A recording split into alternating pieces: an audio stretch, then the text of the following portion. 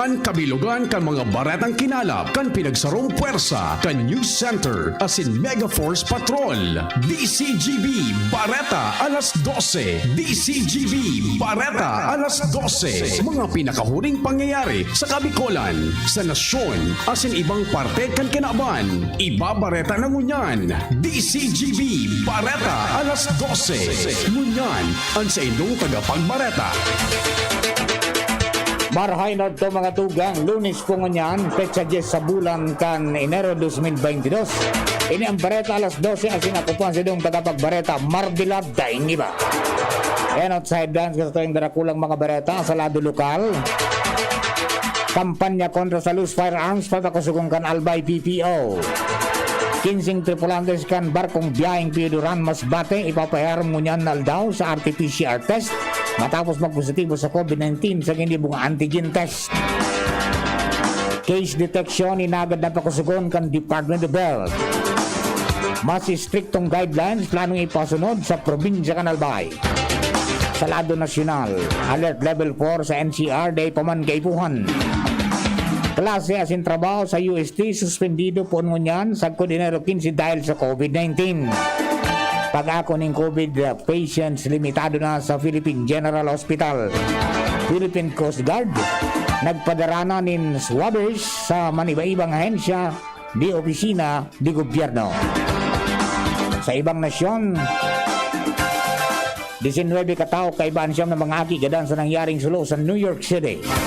Sa lado ng Karawat Sports, All-Star Game sa Japan, B-League kansilado dahilan sa COVID-19. Yan ang mga headlines, ganyan sa detalles sa tuyang mga bareta, enot sa lado lokal. Ang baretang ini hatod sa Indukan. Sa kulukang payo, asin kalintura, anong bulong ang dapat? Han, para sa ako, dapat makusog. Mahal, para sa ko, dapat maingat magparahay. Dain na kaipuhan mamili pa, mag-Biogesic. Magasing kusog, pero maingat magparahay. Arog kaayan magataman ang Biogesic. Ayos! Marita, pwede palang parehas. Ingat! Unilab yan. Paracetamol is the generic name of Biogesic. If symptoms persist, consult your doctor. Paracetamol Biogesic. Sa sakit ng ulo at lagnat, piliin ang singgaling ng malakas na gamot at maingat magpagaling. Alagang Biogesic. Ingat! Sa detalles ka mga bareta sa lado lokal, kasabay kang pagpuon kan election gun ban kasuhapon Enero 9, 2022, ang Albay Provincial Police Office mas pinakusog pa ang sendang kampanya kontra sa loose firearms sigon kay Albay PPO Provincial Director Police Colonel Attorney Arnold Santiago paparanin na ng eleksyon 2022 kung kaya nagpagirumdum sinda na maigot na ipasunod kang kapulisan sa Albay at sendang operasyon kontra sa mga bako rehistradong badil. Sa pinakahuring oplan katok na nasabing komandansya sa laog sana kan 24 oras nakarecover sinda nin 12 na bako rehistradong badil. 5 kayo ang voluntaryong pig-surrender ka mga tagsadiri ng kapulisan. Siniguro man ni Santiago na preparado ang kada ipatura sa probinsya sa pagresponde sa mga pangyayari sa palibot asin pagmanihar kan pasiorden sa Albay. Ang baretang ini hatod sa Indukan. Downy, magbagong buhay na. Enjoy the tag-init minus ang heat with Downy Antibac. Ipapairar mo niya daw sa RT-PCR test ang 15 tripulante kan barko na nagpositibo sa COVID-19 asin mga paserong nagkaigwan ng exposure digdi.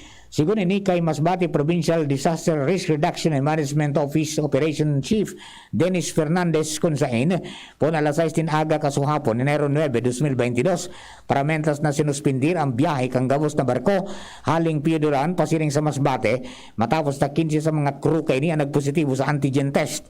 Sigong kay Fernandez, naginibo nila naging testing matapos na may concerned citizen na nagpaabot ng impormasyon na may mga crew na pigkakalintura asin posibleng maulakita na iba.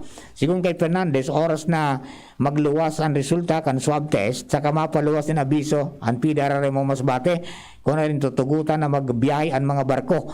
Mentas na padagos man ang investigasyon ka nagkaigwaning pagbayular sa pinapautob na health protocols ang manamyento kang barko na nagresulta sa pagpositibo sa COVID-19. Ang baretang ini hatod sa Indukan. United Home C-Tap, ang vitamin C na mula sa Unilab. May sukli ka pa. Pinaginganyar kan Department of Health as in Department of the Interior and Local Government to DILG Bicol ang mga lokal na gobyerno na mas pakusukunan sa indang case detection, pagbakuna asin pag-implementar ng protocols dahil man sa pagka-rehistro kan duwang kaso ng Omicron variant sa probinsya ng Camarines Sur. Sigon kay DOH Regional Director Dr. Ernie Vera, posible pang maglangkaw ang kaso ng COVID-19 kung kaya importanteng magpabakuna na ang mga Bicolano. Basado sa pinakahuring datos kan DOH, nasa 53% pa sana ang target na populasyon sa Bicol na nabakunahan kontra COVID-19 mentre sa nagpapadagos man ang vaccination sa 6 na probinsya kan rehiyon. Ang baretang ini hatod sa Indukan. Multivitamins Enervon C Bit Bottle. More immunity. Ngayon, mas handy. Mapautob na yung parehong guidelines ang kada munisipyo asin syudad sa probinsya kan Albay kaibanan ng pagbalik giraray kan mga border checkpoints tanganing mag-check kan mga dokumentos kan mga biyahero pagkakaiguan ng drop of points asin pag-inganyar sa Bicol Interagency Task Force o BIATF na magpasa ng resolusyon na nagpapababa sa presyo kan antigen test. Ini na pagkasunduan ka mga alkalde na nagatindir sa pagtiripon na ipinaapod ni Gobernador R. Francis Bichara ka nakalihis na aldaw kung saan ang nasabing bagay ginibo bilang precautionary measures sa pagdakol kang kaso ng COVID-19 sa probinsya. Ang pagtiripon pinanginot ng alkalde Wilfredo Maronilla kan Libon kung saan napagururanan ninda na ang mga aki na 11 anyos pababa ang tutugutan manggiraray na makabiyahe alagad kay po ng kaibanan nindang magurang o guardian iyo ang fully vaccinated na. Ang kada lokal na gobyerno ang pwedeng magpaluwas ng ordinansa asin abiso kung saan ang mga bakunadong individual sana ang pwedeng maglaog sa mga malls, establishmento asin restaurants. Ang meeting inatindiran ka mga alkalde halis sa Kamalig, Ginobatan, Bagakay, Malilipot, Libon, Manito, Tiwi, Rapu-Rapu, Daraga, Pioduran, Santo Domingo, Malinaw, Pulangi, asin Tabaco City. Sarong simanang sarado ng opisina kan Department of Trade and Industry Albay dahil ta saro sa mga empleyado kay ni ang nagpositibo sa COVID-19. Ay pinaluwas na abiso kan nasabing opisina puno niya na aldaw Enero 10 hasta Enero 14 suspendido ang gabos na transaksyon na sintrabaho tanganing tawanin panahon ang disinfection mientras na inot naman ay pinararom sa test ang nagkaigwa ng exposure sa nagpositibo asin gabos manini negatibo sa helang. Kailang kay ni pinagabisuan ninda ang mga person ng igwa ng importanteng transaksyon na magbisita sa indang panriyong opisina asin pinakanarning negosyo center. Nagtaw nga sigurasyon ang Highway Patrol Group sa Kabikolan na mamantinero ninda ang maigot na monitoring ka mga bikulong nagbabiyahe sa reyon. Sinabi ni PNP XPG 5 Police Community Relations Chief Police Major Norlito Escota, deman sinda nagturo sa pag-inspeksyon sa mga pribado at pampublikong sakayan. Sigon kay Escota, kadaklan sa mga nadadakop tinda han mga lunada na bako rehistrado asin waranin mga lisensya. Mentas na nakipagtabangan naman sinda sa Land Transportation Office o LTO asin ibabang law enforcement agencies tanganing mapakusog ang implementasyon kan lay kontra sa mga kolorom na bikulo na nagatod ng mga pasaherong nag-uli sa probinsya. Sa ngunya, nangapudan si Escota sa publiko na nin partisipasyon na sa koordinasyon tanganing maging matrayumpuan sa indang kampanya kontra sa illegal na motorista. Yan ang kabilugan ka sa tuyang mga bareta sa lado lokal. Ang bareta niya to sa lado nasyonal. Ibang nasyon, sports sa sinibapa, makalis lang po kayo ni. Ang daming ganaps. Gusto ko pa sanang Mag-exercise! Pero nang hihina. Magti-drama, pero pagod na. hinahatak pababa ng sakit at pagod. Mag-Enervon everyday. May tulong sa more immunity plus more energy. Para sa mga simpleng saya, 650 SRP lang. With proper diet and exercise versus non-use. Multivitamins is the generic name of Enervon. If symptoms persist, consult your doctor. May iba't ibang karamdaman ka ba gaya ng high blood pressure, diabetes, sakit sa puso, sa kidney, sa atay, may myoma, na stroke, may gallstones, cancer at marami pang iba? Ang Amazing 4 ng Miracle Health Corporation ang subukan mo. Makakatulong dahil mula ito sa epektibong Amazing Trio at mas lalo pang pinalakas dahil sa Mega 1 na mayroong 21 sangkap. Subok ng nagpapalakas ng immune system at marami na ang mga natulungan na mayroong iba't ibang karamdaman. Huwag nang patagalin pa. Alin mahalina't magpakonsulta. Maaaring pumunta kay Doc Joey Bitito sa Barangay 18, Cabangan West, Legazpi City, kaharap lang ng Bangko Sentral ng Pilipinas. O tumawag sa 0998-975-8121 or 0917-853-8933 para sa free consultation sa natural medicine. Mapapanood din ang serbisyong natural, kalusugan at bayanihan sa YouTube channel at sa Facebook page na Doc Joey Bitito.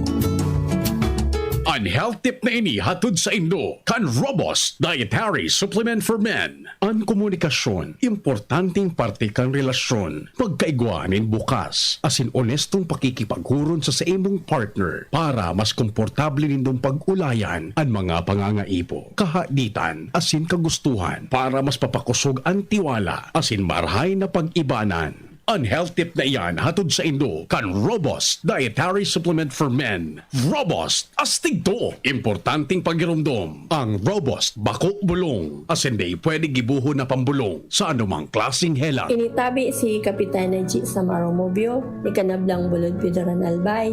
Idi sa mga kabubuldanin Pidoran, pirmi kaming pinagbisita ni Congressman Didi Cabredo. Tinuruan niya kan mga tao idi na maghigos, magtaranom, tanganing magkakaayuning pagkaon. Kantugon samo ni Kong Didi Cabredo, idi magpara asa sa gobyerno. So mga kababaihan, tinabangan niya nin pagkakaayunin kapital para magkanegosyo. So mga asawa nin kababaihan, tinabangan man niya na magkatrabaho. Payaba kami ni Kong Didi Cabredo, kaya payaba man siya. Serbisyong progresibo sa tercer distrito nin probinsya ni Albay. Ang new normal kasama ang Gen Z. Face mask, check. Face shield, check. Alcohol, check. Sapat na ba para sa depensa at proteksyon? Dapat may Gen Z din araw-araw. Ang Gen Z Vitamin C ay nakakatulong magpalakas ng immune system. Kasama ang proper diet at exercise, may laban sa impeksyon, may distancing sa sakit, proteksyon at depensa sa labas at loob. Ito ang new normal natin. Gen Z Vitamin C. May laban tayo! Ascorbic acid is the generic name of Gen Z. If symptoms persist, consult your doctor. In everything you do, make sure you choose what's true. We always follow our hearts, so true adventures come our paths. Dreams and aspirations, giving spark to all our passions. Stay true and you know what to do. And choose the bonds that are true. We choose what's true. We choose GSM Blue. Choose what's true. Kasama mo ang GSM Blue. Choose what's true. Choose what's true. Dahil ito ang GSM Blue. Drink responsibly. Ngayong Pasko, choose family, friendship, and love. So choose what's true. Choose GSM Blue. Drink responsibly. Harapin ang hamon, mga true hero. Sa neuropathy di magpapapigil. Pag namamanhid, nangangalay, o may tusok-tusok na ramdam, mag-neurobion na. Neurobion, Neurobion. Neurobion.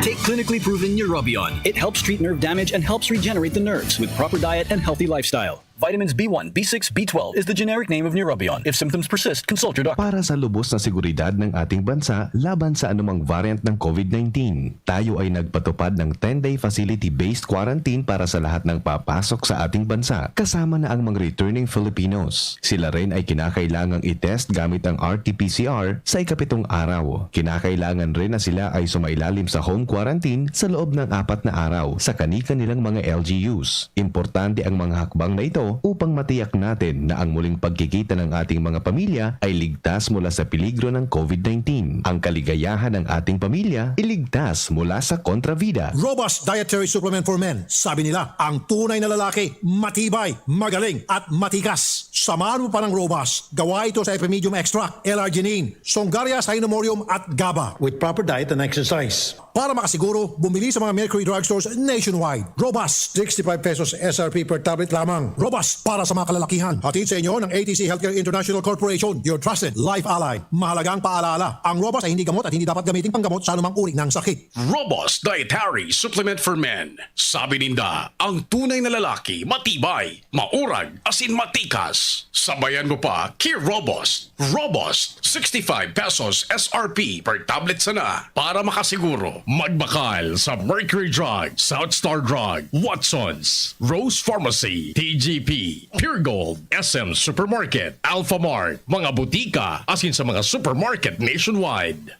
Robust, astig to. Importanteng pagirumdom. Ang Robust mahubulong, asin na pwede gibuho na pambulong sa anumang klaseng helang. Mahal na mahal ako ng lola ko. Lagi ang tinuturuan si nanay maghanda ng masusustansya pagkain para sa akin. Sobrang enjoy kasama ang lola sa pagpapalaki kay baby. Si lola ang gagabay kay nanay kapag nagpapa-breastfeed siya kay baby sa unang 6 months. At nagpapa-breastfeed kasama ang ibang angkop na pagkain mula 6 months pataas. Kay lola huhugot ng lakas si nanay para tama at sapat ang gagawin niya para kay baby. Yan ang lola ko. Suportahan ang first 1,000 days. Isang paalala mula sa National Nutrition Council, DOH. I was dying inside to hold it. Diarrhea, baka nagkulang ang gamot na ginamit. Naku, baka dahil sigurado ang dose sa iba. Sa Diet Hubs, sigurados. Diarrhea, tapos. Mag-diet ups ka para hindi na dying inside. Diet ups the best. Unilab yan. Loperamide is the generic name of Diet Hubs. If symptoms persist, consult your doctor. Sa pagkapadagos ng mga bareta niya sa lado nasyonal. Tulos na inaksyonan ni Vice President Leni Robredo ang sagirari na pag-itaas ng mga kaso kang COVID-19 sa nasyon, ibinalik ang serbisyong swab cab kan Office of the Vice President na nagkukondukta ng libreng antigen testing sa mga namamanuaan sa pagtarabangan kan angat buhay kan OVP. Lokal na gobyerno ng Quezon City asin UB Express nagpwesto ang swab cab sa tandang Sora Avenue Corner Visayas Avenue Extension sa Quezon City po na alas 8 kunin aga sa alas 5 nin hapon kan Enero 5. Sa iyang Facebook Live kinabanggihan itigiras ni BP Leni na sa 813 na nagsirarom sa antigen test, 373 ang nagrehistro ng positibong resulta. Sinabi kan Vice Presidente na sa gabos na swab cab ninda, iyon na ini ang pinakahalangkaw. Patunay sana na talagang grabe ang transmission ngunyan dagdag pa ni BP Leni. Kampet sa 6 kan Enero, nagtulak man ang swab cab sa Quezon City site sa Quezon Memorial Circle na iyon man inanal daw na nakapagresto ang Department of Health nin 17,220 na kadagdagan na kaso ng COVID-19 na iyon ang pinakalangkaw na pagsikid ka numero ka mga kaso sa sarong aldaw kung ka September 24 ka nakaging taon. Ang National Capital Region o NCR ang nangyayari sa mga reyon na may pinakadakol na bagong nairegistrong kaso sa ultimong 14 dias sa numerong 11,563 o 88% kan total cases mantangan Quezon City ang may pinakadakol na kaso sa Metro Manila sa bilang na 1,781 sa record kan DOH kan Enero 5 dahil ang digdi na nga ako si Robredo na ipagkapadagos ang swab cab sa kod kinakaipuhan. I-anunsyo maninda kung saan mapwesto mantang nagre-responde mansinda base sa request. Sinabi pa ni BP Leni na nagsisimbag mansinda in partnership sa LGUs. Posibleng mamatayan ang peak ang COVID-19 cases anuman aldaw po ngunyan sagkod sa ikatulog simana kang presenting bulan. Inan sinabi ni San Lazaro Hospital Adult Infectious Disease and Tropical Medicine Unit Head Dr. Ron Gensulante, membro kan DOST Vaccine Expert Panel. Sigung Gensulante ang kaso umabot sa 40,000, sagod 50,000 ang single daily cases sa rong aldaw. Pwedeng bumaba man ang mga kaso sa mga masunod na simana. Sinabi ni President Advisor for Entrepreneurship Joey Concepcion na dahil pamangkaipuan ay perarom sa Alert Level 4 ang National Capital Region. Ipiniliwanag niya na ang primerong tulong bulang kang presenting taon ang masagsabing weak as in low quarter o slow quarter dahil ang naubos na ang kwarta ka mga tao sa nakaging Pasko as in bagong taon. Idinagdag pa man niya na ang gustong sabihin na maski dahil ibugtak sa Alert Level 3 ang NCR, magiging limitado ang irokan mga tao dahil ang taday ng panggastos. Idinagdag pa man ni Concepcion na na-experiensyan ang paglangkaw ng kaso ng COVID-19 kung kaya daing dahilan para ibugtak sa alert level 4 ang NCR. Sinuspindir kay University of Santo Tomas ang klase ng trabaho sa nasabing universidad pun ngunyan sagod sa Enero 15 dahil sa padagos na pagdakol kang kaso ng COVID-19 sa nasyon. Sa ipinaluwas na abiso kan Office of the Secretary General, sa nang sinabi na mapo ng klase sa ikaduwang semestre sa Enero 25 imbis na sa Enero 18. Ipinagiramduman ninda sa komunidad na simbagan ng health declaration form sa Tomedes Aroaldao asin suportaran man ang mga serbisyo kaini tanganing mataparan ang mga pigampang nahagyat. Luway-luway na piglimitaran kan Philippine General Hospital ang pag-ako kaini ni non-COVID patients sa pagampang ninda sa nagdadakol na kaso ng COVID-19 na nakapiktar man sa indang manpower. Sa pagi ng paglimitar sa bilang ka nag-COVID patients, pwedeng mag-reassign kang PGH sa mga health workers kini sa COVID-19 operations. Sinabi ni Dr. Jonas De Rosario, tagapagtaram kang PGH na may direktiba sinda na ang mga pwede sanang akuon iyo ang mga real emergencies. Idagdag pa man niya na kung gagamitin ninda ang conventional na rekomendasyon na 10 hasta 14 dias na quarantine, maubos talaga sa indang health workers. Nagpadaranan ng swabber sa Philippine Coast Guard sa iba-ibang ahensya kang gobyerno asin sa mga opisina sa matitinding naapektaran kapag langkaw kan kaso ng COVID-19 sa Metro Manila. Kaya sinabi na inabisuhan ang task force RT-PCR swabbers na sakupon ang pag-ugid sa COVID-19 na pigigibok ang pribadong laboratorio para sa mga maulihali sa ibang nasyon dahil ang kadaklan sa mga medical workers kan mga laboratorio maulakita na kan virus. Sa ngunyan, ang RT-PCR nagkaigwanin swabbing para sa mga overseas Filipino workers asin nagtataonin serbisyo sa ahensya opisina di gobyerno. Sa ibang nasyon, duman sa New York, 19 katawan agadan kay ibaan siyam na mga akisiring man kadakol pang ibaan na irido kasunod ka nangyaring sulo sa apartment building sa The Bronx, kanasabing syudad kaso hapon. Kinumpirmar na Alkalde Eric Adams na 19 katawan agadan sa nangyaring sulo sa 19 eskalon apartment building. Ayunot kay ni 32 katawo man ang dinara sa ospital dahilan sa mga lugad mantang 60 pang iba ang nairido sa siring na insidente. 200 na mga firefighters ang nagtarabang tanganing sibu ang kalayo mandang day pa isi kung anong ang kausa ka nasabing insidente.